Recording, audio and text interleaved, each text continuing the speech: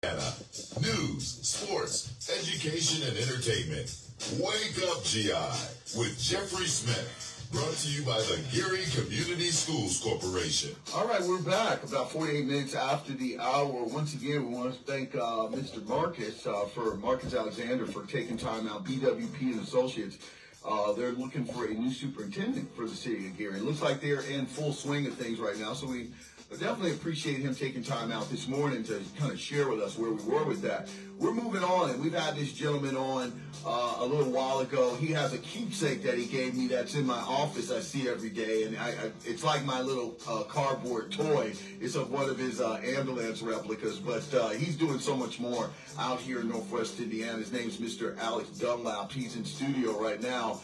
And he's here to tell us about some wonderful things that he's got coming up on the docket, including CPR training and all kinds of stuff. But before we get into that, I just simply want to say good morning to my friend. What's going on, my buddy? Pull the mic down just a little. Yeah, you know, I'm short standing up, so I know I'm short. Oh, yeah. Well, you saw how I roll when you came in here. Yeah. So, good morning, Jeff. Good morning. Good morning, my friend. How you doing? Fantastic. Yeah, go ahead and give the audience a little bit of background about you, obviously, and tell us a little bit about your company. Sure. Well, Alex Dunlap, III. I'm born and raised here in Geary, Indiana. Yes, you are. I went through all of the school systems here, graduated from West Side. Yeah, yeah. But it's okay. I still respect the other schools. Yeah. So well, you have to. I just found out a member of your household is from my school, so go ahead. Yeah, really. Can't leave me closer than that. But yeah, so I went off to Purdue University, got my degree in computer information systems. Yes. Went on to work in corporate America. Yeah. For 23 years and decided it was time to do something different. Now, corporate America did a lot of changes. Right? Yeah. So it was time to go on my own. Got an opportunity to become a part of a medical transportation company. Yes.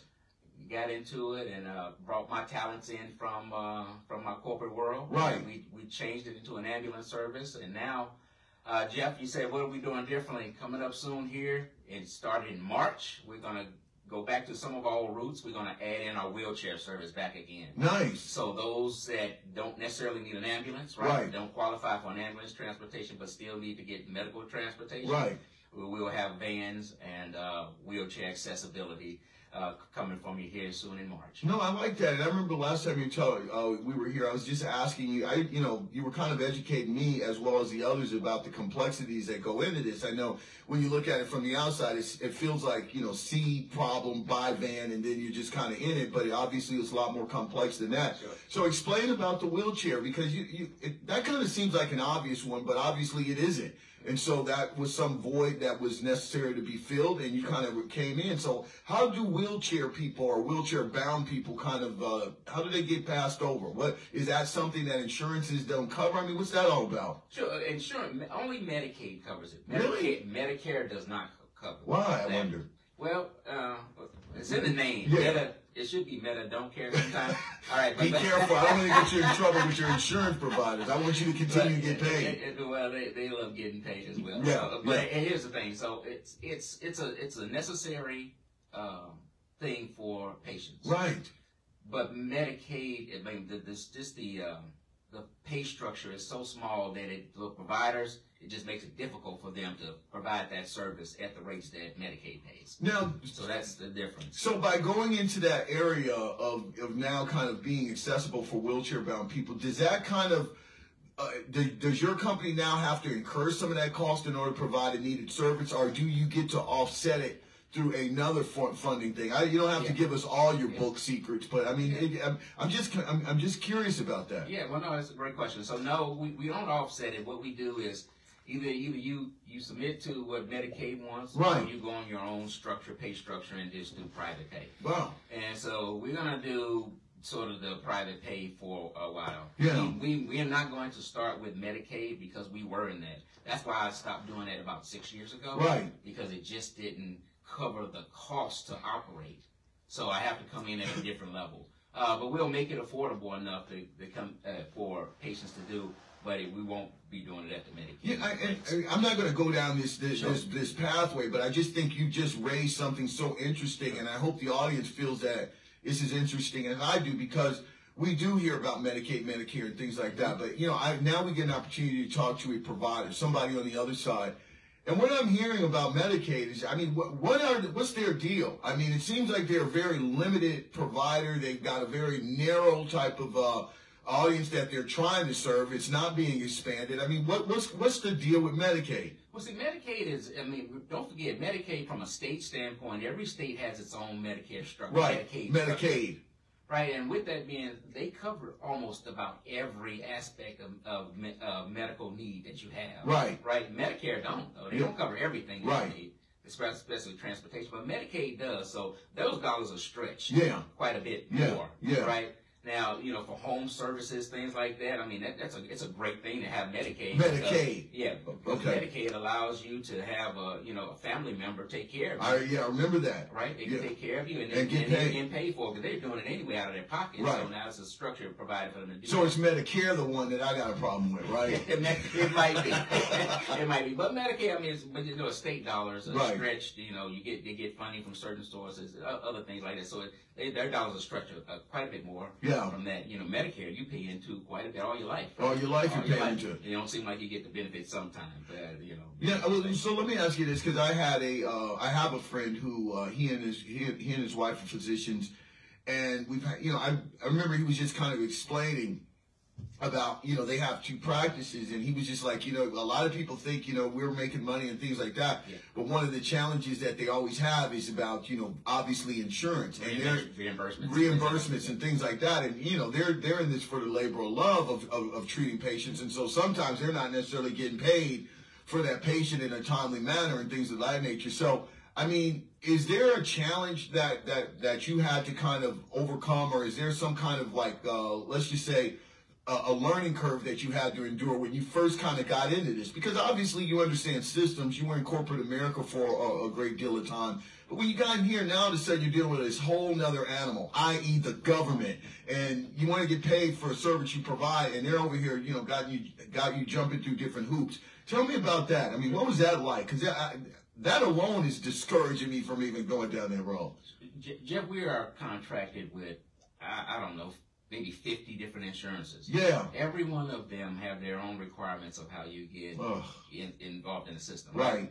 But it is, so once you get over the hoops, the jumps, and jumping the hoops of trying to figure out how to go through their credentialing system, then it's okay. Prior to that, nobody really tells you how to get paid. You might submit bills after bill, and get rejected. And they say, well, you didn't, they don't really tell you what you did wrong, but you got to kind of figure it out. And so those are how it is. Once you figure it out, though, you're okay. But I mean, it's Did your background help you a lot for that? Because like I said, you come from corporate America. You understand systems and things. Because it just seems so frustrating. I mean, it seems like when you're coming in, it seems like they're going to be. It's kind of cut and dry if you do your research. But as you just alluded to, it's not always like that. You might submit something and like, well, not quite, and so you're over here scratching your head, what did I do wrong, and all that kind of stuff. And it seems like it could be frustrating.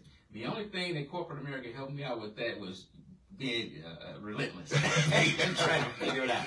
But it had nothing to do, because when you're dealing with the government and getting government funds, it's a different. I wasn't in corporate affairs and when I was in corporate America, but it's a different animal. But I enjoy the process of learning, and I enjoy the process of having something to solve. And so it was a challenge. It was a challenge to figure it out. We've got it figured out now, but those are the things that, when you're building a business, when you're trying to scale it, when you're trying to do those different things, it's certain factors. Sometimes you may have to go step back in order to move forward, but it's a challenge that I enjoy because, certain things I got to figure out. Absolutely. Nobody tells you things, that you need to know up front. And so it's a challenge, but it's an enjoyable challenge. Oh my goodness, there's so many questions. We're talking Mr. Alex Dunlap. Once again, what's the name of your services? I don't have it in front of me. I have your toy that you gave me in my office. I play with it all the time. But tell us about your around the clock. Around the clock transportation. Now, how many cars do you have in your fleet right now? How many vehicles that is? So we have 10 ambulances. Wow. Now we're going to add a couple of wheelchair vans. I think I'm going to go pick those things up next week. So listen to me, brother. You got 10 vehicles online already, and you think about adding a couple more to the fleet. Yeah, because that's gonna round out transportation, right? Right, in that sense. So we have ideas of doing even more than medical transportation with those vehicles. See, right? this so is we, why we can go a little further than that. So yeah, we're gonna round it out with that. Man, see, this is why I want to pick your brain, because see, this is what I'm talking about. So, so there's the 10 plus fleets that's online, the maintenance, the insurance. Yeah, I mean. This is your lifeblood. How do you go about kind of maintaining that? I mean, you're operating, once again, at a very corporate level. This isn't like a mom and pop. Well, we'll start off with just one, and maybe we got 2 that we're hoping. You're running around here with 10 plus. Yeah. And as I said, I'm sure that each in pristine condition, because that's your calling card. So you want everybody to have the same positive experience, regardless if they're in van 1, the oldest one that you had, or the most latest one that you purchased. Yeah. And so, how do you go about doing that? Is it discipline? I wish I could say that. There's got to be some financial discipline. Well, financial discipline, of course, but as far as maintenance, each one of those rigs have different drivers at different days, right? Right. So it really incumbent on my folks to consider those vehicles as theirs and not their own. I like that. Not unless easier said than done, though. Oh, see, there you go. Yeah. So, but I have hired my own mechanic, so that helps me to stay on top of maintenance issues. Yeah. On top, but when it comes down to just general maintenance, general bumping into things like that, I still gotta watch my people, because they tend to bump into things a little bit more than they should. But overall, my fleet is really nice. My fleet is in top shape. All the equipment that we have, I mean, they're all certified. We have electric cots. We have the different things that you need to make sure that you need. From an EMS perspective, emergency management service. See, let me tell you something. I just want to tell you just how ungrateful I am. I've been going through some things with emissions, and I'm just worrying about one truck. I got the other cars are fine in the house, and I'm listening to a guy that has a 10-plus vehicle fleet. And then there's this level of requirements that the government, you're hauling around precious human cargo, my friend. And so once again, in addition to your own maintenance guy and things like that, how do you stay in compliance? How do you, every one of your vehicles has to be up to par. They just have to be, and certified and all that kind of stuff, because if the insurance hears that there's a little crack, you're going to use that against you. So how do you go out here and stay on top of that? That has to be 24/7 stress. I get it. You love it. But this just seems like a lot. I'm never going to complain about my emissions again. I'm done. We're good. So I'm going to let you behind the veil a little bit. Yeah. So pull me behind that veil. On the ambulance side, we are regulated by Homeland Security. Oh, right? Yeah, the government. On the wheelchair side, that's DOT. Okay. Right? So what? See, this once again is why the government's crazy. So the Department of Transportation is worried about the wheelchairs. Why? Because they got wheels on them, and Homeland Security is worried about the ambulance. Oh, my goodness. Yeah, so because of the people and the medical things that that's why Homeland Security is on the ambulance side of it. So, but yeah, it's one of those challenges where you say, hey, I gotta go through these hoops. Okay, right. Let's figure it out, right? Yeah. And let's get it more efficient, right? And over time, we're in our 10th year this year. Oh my goodness! So in September we'll be celebrating 10 years. September 28th. Congratulations! Exactly. So I appreciate that. Yeah. So we're gonna hopefully do something exciting for the people to see, but we don't just carry around, but we do things in the community. Right. So, we're about to get into that in a second. We'll go to schools. Yeah. We'll hand out candy. We did here in Gary schools. We'll try to adopt a school. We'll do things that make sure that we're entrenched in the organization. When you go on my webpage, you'll see us where we stopped. My kid, didn't I introduce you to my guy down there when you were last here? You did, and I know him. And I know him. Okay. So, but because he's real close with my director of operations. Right. Look at you, director operator. It's just a lot. I'm still over here. I gotta have one because I'm not that smart. Just to get up, the smart people find smart people. No, that's my philosophy. That's why you're exactly smart. You're smart enough to know you need smart people. I always have a saying on this, that if I'm the smartest one in the room, I'm looking for the next door. I want to get into the room with other smart folks. That's right. And as I said, I'm still wrapping my head around this Homeland Security thing. We got to talk because you got my little libertarian Republican government hat on. Too much government. But anyway, let's kind of transition over to some of the things you do in the community. You and I were talking earlier. You got a CPR event coming up over at the Career Center in about a week or so. Tell us about that. Well, it's going to be at our building. So it's going to be at your building. So next Wednesday at 9 a.m. Yeah. So we're hosting a CPR class. Right. So it's going to be from 9. I think it's I think we're going to host it major part of the day just to give folks time to transition in and out. A lot of interest has happened with that. Of course. The address for that, if you're interested, is 1551 East 91st Drive. Yeah. And that's in Maryville, Indiana. Okay. So come over there. If you're already CPR trained and need to get recertified, we can do that there. Right. And if you don't have your CPR card, you can get your first CPR card through us. Now, are there any costs associated with it? Sure. So the trainer there is, I believe she's charging a $50 cost. Right. Right, which is a reasonable cost because it's a CPR BLS. No. So you have different levels. Right. You have regular CPR, but you have this BLS CPR. Yeah. This one is more inclusive of blood things, Yeah. blood-borne Fluids. pathogens, Yeah. child CPR. It's more inclusive. So That's the $50 one? that's the $50. It's Okay. more inclusive cost, and you're getting taught by. So that's by that's the my entire cost. You're doing the high level one. So it's $50. $50. Right? Yeah, because I'm thinking because we have a couple employees that I think they got certified, but who knows if I should be more on top of that. I'm no Alex Dunlap in this thing, as you can tell. But we've got our enough. Our J&M excursions and our kayak and our paddle boat business, and so it'd be a great time to get some of our guys to go over, our guys and girls. We've got some young ladies that work for us too to go over and grab some certification next week at your event. So Sure. I'm just looking at that. Yeah, you need, definitely. If they handle a AED and things like that, you definitely need this training. Right. And so I need to know CPR anyway, just in case I fall in the water. I need some help. Well, it's hard to administer to yourself. I was talking to a doctor the other day. He said, I did my own hips until I got sleepy. Right. So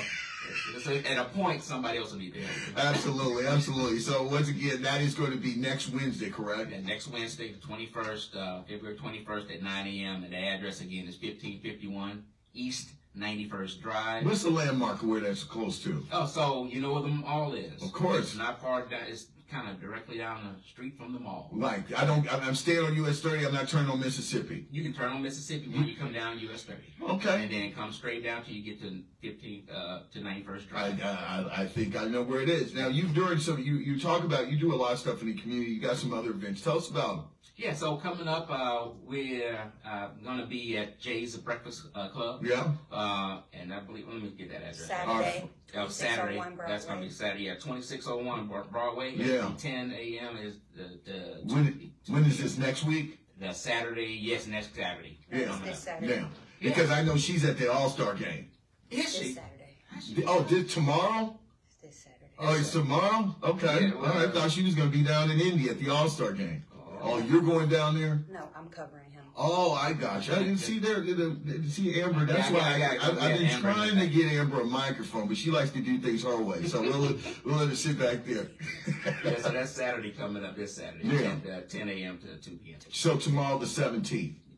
The 24th. No, the 24th. That's next Saturday. That's next Saturday. Okay, Right. yeah, don't get my head twisted, Amber. Right, You know what I'm saying? Keep it straight here, Jeff. Yeah, I don't know about all that, but I just know next week is 24. All right, but and so you'll be there next weekend because I knew that was a big deal. They're debuting themselves down in Indy at the All-Star game. So the breakfast, Jay's Breakfast Club is down there. Yeah, well, she does good work, and that's the thing is important to provide this venue Yes. where small businesses can come and talk. So I'm happy. This was my first time over there with them, so I'm happy to be there just to talk about our organization, especially now that we expanded into the wheelchair part of it. Get folks more excited. But since I left this radio station last time, I've had some really exciting things come up because I've had about 4 or 5 other contracts that I was able to sign. Well, we'll take responsibility if you give it to us. I'll give you that. I give you that. But people are here and getting more excited. Yeah. I didn't know that they had this company been around 10 years that can take care of their family members and themselves like we can. So we're happy to provide that. We're happy to expand our services and we have another thing. I'm not really to announce yet, but we're going to continue to see how we can add to this portfolio of what we do, right, around helping people the best they can be. You want to know something, and really why I enjoy having these conversations with you, and in particular when we were talking about earlier, is that, a lot of times, and I was talking with a gentleman who was a guest right before you were here, and we were talking about education and things like that. I don't think And it's not just the children, it's not just young people. I don't think a lot of times people, and I'm not just going to say in our community, I'm just talking about people in general. A lot of times we don't get an opportunity to come in contact with folks who are out here doing things. And I found this out in my lifetime, that a lot of men and women, whatever level of business or whatever level of achievement that you had, would be willing to talk and share the knowledge about how you got to where you got to and what in fact you were doing. But a lot of times we're intimidated, we don't know how to ask, or we just don't ever think to ask. And so when I think we get a guy like you who's got a great personality, a great story, but is so transparent about, and I think, like I said, you're a very smart, enterprising young man, but I know you're very humble about it. But I'm talking about a very approachable guy that is sitting here talking about a Northwest Indiana regional business that has 10 plus in its fleet, that is serving, that has over 50 insurance companies that you're dealing with, and is constantly on the expansion. I just think it's a rare opportunity that a lot of people get. And then I'll get more specific, since it's Black History Month in our community. Yeah. A lot of times we don't see about that. You know, you might once in a while, if a guy like you's featured in a Black enterprise or something like that, we'll be like, oh wow, that's him. Yeah. But we don't ever really think about sitting here and what that really looks like. And so, I mean, there's a lot to just sitting here talking with you that I think is beneficial, more than just the fact that I want to pick your head more about this government stuff. You know, I got my own agenda. Well, yeah, I get it. Hey, you make a great point, though. So if you ever see, you ask somebody, hey, have you seen that new Buick? Right. And they're like, no, but as soon as they mention it, right? Yeah. You start to see that new Buick right. all the time, right? That's how I look at what you just said. You know, I see people like me all the time now that I'm looking for. Yeah. You know, so, and that's the thing. So once you start looking for it, become that person you want to be, then you start seeing that more often. And so I agree with that. So now I just try to surround myself, Jeff, with people that are like-minded right. in a way that, you know, how can we continue to help, right?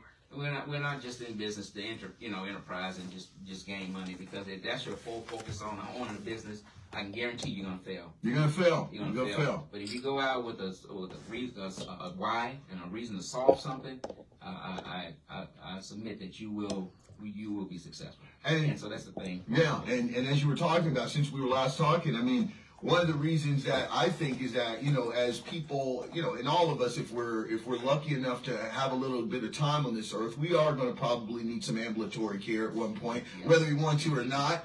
And when you hear about, you know, a very homegrown, very professional, and a very large, incredible organization that's really going out here out in our community, that provides a sense of ease too, because there are people that were like, wow, you know what, I feel like, you know what, this is something from my community serving me, and you fit that bill. Yeah, we're here for you. This is our community. I'm born and raised here. We serve all Northwest Indiana and other areas too, but this is our area, right? And we want you to know that there are competitors, of course. Of course. But we're the homegrown. Give us a chance, and I guarantee you won't regret that decision. So that's why we say come around the clock. So if you need service, right? Whether it's ambulance right now, or right. wheelchair in the coming future, then give us a call at 219-879-1039. That's around the clock. I like that. Now, I'm going to pick your head on this, because you're also, and it's kind of going apropos with what's going on at the Career Center today and what the conversation we've been having. You're also an employer, okay? You are you're an employer of a healthcare provider service. And as I said, you know, when you were here last time, we walked over to a guy that you know, so you can appreciate what he's trying to do over at the Career Center. But I want you to kind of speak to the audience about what it is that a company like yours, an employer like yourself, looks for. Because as you said, you have a fleet of 10 plus vehicles. You're adding on the wheelchair modified ones. But you need these people to be professional. There's a certain level of skill that they have to have. It's more than just driving to and fro and loading somebody in there. Absolutely. Bring us into what that looks like. When you're looking for potential employees and drivers and EMTs, I mean, what are the requirements? What do you look for? Yeah. There are certain requirements that you can't get around because it's homeland driven or whatever. Right. Driven because of during homeland security, right? You need to, if you want to be an EMT, you have to have an EMT certification. Yes. You want to be a paramedic, you have to have a paramedic certification. You can get that training through Methodist hospitals or some other areas like that. You can get that. To be a driver, you just need to be able to have a valid driver's license. Right. And, you know, No CDL or chauffeur's license? You don't need a chauffeur's license, and I would like for you to have what they call passenger. I believe it's called passenger. I gotta go with that. Basically, a certification that says you can drive people around. So that's just a basic from a certification. Right. But I don't think that's a lot to ask. I mean, it's helping you out with your insurance, I would assume. Oh, well, you gotta have that. You gotta have it regardless. I'm always support you. Go ahead. Now, just the person itself, though. Yeah. The motto of our company is neighbors caring for neighbors. Okay. Right? You bring that first. You bring that first before you bring your certifications and everything else. You come here with the willingness and desire to help people. Yeah. We're going to get you through the rest. The training that you may have had outside, we're going to do some internal training to make sure that you're doing it the ATC way. Okay, I like that. Right?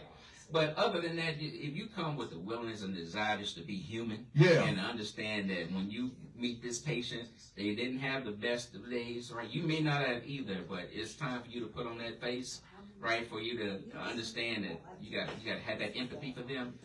That's how we operate. That's how you move forward, especially in medical, right? Anything. Right? You do know your corporate background is coming out, because I love what I'm hearing. I mean, and so. So, okay, you talked about like doing it the ATC way. Yes. What does that look like? So do you have, okay, I'm a new employee. Mm-hmm. Do I get a syllabus, a handbook when I first get there? Number one. Number two, do I have to go through an orientation to kind of find out about the expectations that are expected of me? And then number three, how often during a quarter do you train? I know that, I mean, do you kind of have people train and stay up on their game? I know it's a lot of questions. No, it's all the same. It's all the same for me. So when you come in, yes, you do get a zip drive with your handbook on it. Nice. Right? So nice. You get a zip drive with your handbook on it. You are taking Would you put that together yourself? Zip drive, I'm talking about the handbook. Yeah. So like I said, you got a corporate background. You got a handbook before, so did you put this handbook together yourself? Good job. It took some time. So, Good job. Hey, but it's just a part of what. See, when you're a small business owner, as they say, you wear every hat. Right. Until you decide to get you some people in, or you can afford to get people in. Yeah. That are more skilled in those areas that you just had to figure out. I like it. And that's just how it works generally. Right. But yeah, you come in, you get a week or two training, depending on how much level that you came in. If you came in 10, 12, 15 years as an EMT, you may need less training, right? So it's all about, I spent a lot of years in martial arts. Somebody say, how long does it take to get a black belt? Well, it all depends on you, right? You're not taking them out behind your building and fighting them, are you? Well, at times it might be required. But yes, Sensei. No, go ahead. But ultimately you do have to do a number of hours of recerting before every 2 years you have to be recertified. So you have to have different hours composed until you get to that level. Yeah. So it's some requirements that are put on us by government, but it's also some internal things that we like to see, for how you strap the patient in properly. Things of that nature that you have to go through. We luckily to this day we have a great history on how we take care of our patients. We don't have any of those drops and things like that. Oh, you yeah. may have heard. Right. So we're enjoying right now. Knock on wood. Knock on all kind of wood. Yeah, my head. It's a big head. Yeah. Yeah. But yeah, so internally we do that. But again, that desire for you to be the best version of yourself, and to be able to take care of people, even when you may not be feeling the best, Jeff. So that's what we have. And I have a great group that do that every day. How many employees do you have? So we have about 30 employees. Oh my goodness! How big are you, man? We're not, that's 30 employees. 30 employees. 10. Let me tell you something. Maybe I'm a little jaded, but when I hear small business and people like that, I know some people that have, obviously they're your competitors. They don't have a fleet as big as yours. Some of them have now, some of them have big ones. I'm not going to deny, but I know some. That I'm really trying to. Listen, God bless you. I'm with you. I'm absolutely. But I do know some people that ain't. They're running around here with about 3 or 4 at best, and 2 are running.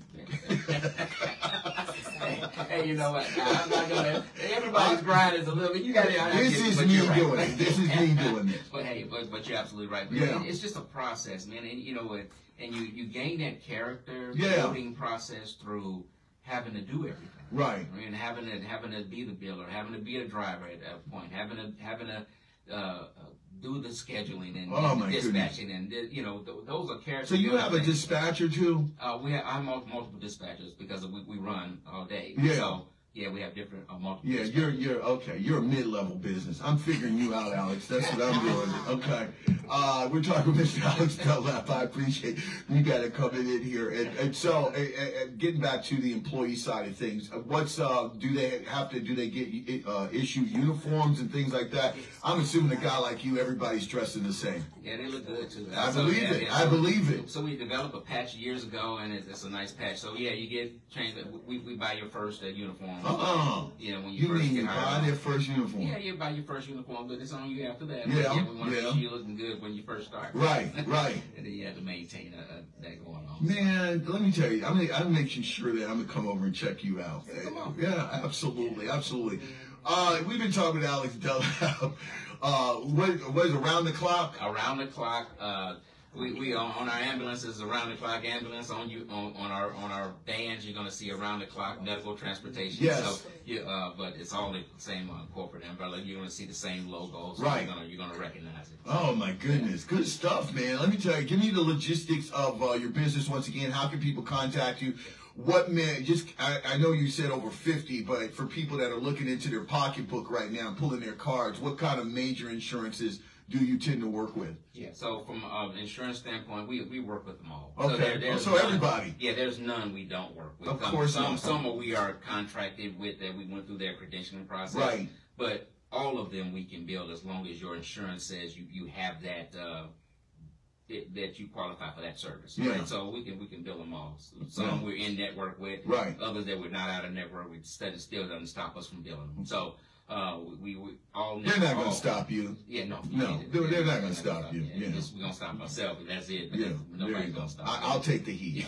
I'll take the heat. But yeah, all major insurances now, when it comes down to the wheelchair, again, we're not going to, only Medicaid pays for that. We're not going to start with Medicaid up front. So that's going to be an out-of-pocket expense. We can talk about that when the patient calls. Okay. But mainly the hospital or the nursing home will cover. Now, is there going to be somebody out there determining if I'm wheelchair legitimate? Because this seems like some gray area. Like they're going to make me see if I can get up or push me down a hill without. What's the deal? The only one that's really qualified that you really need to get what you call medical necessity right. for ambulance. Okay. So if you think you want to ride in a wheelchair, that's on you. Right. Okay. Yeah. Because. We'll charge you the wheelchair. Right. If you can walk, maybe. Because I know people that go to Walmart and put a whole thing on when it comes to that wheelchair. And they might want to ride, and I don't know. That's what I'm trying to protect you. Yeah, no, okay. Yeah, it's a whole thing. We're gonna figure it out. I think they sell it in the kit. Oh, see, so you've seen it. You've seen it. All right.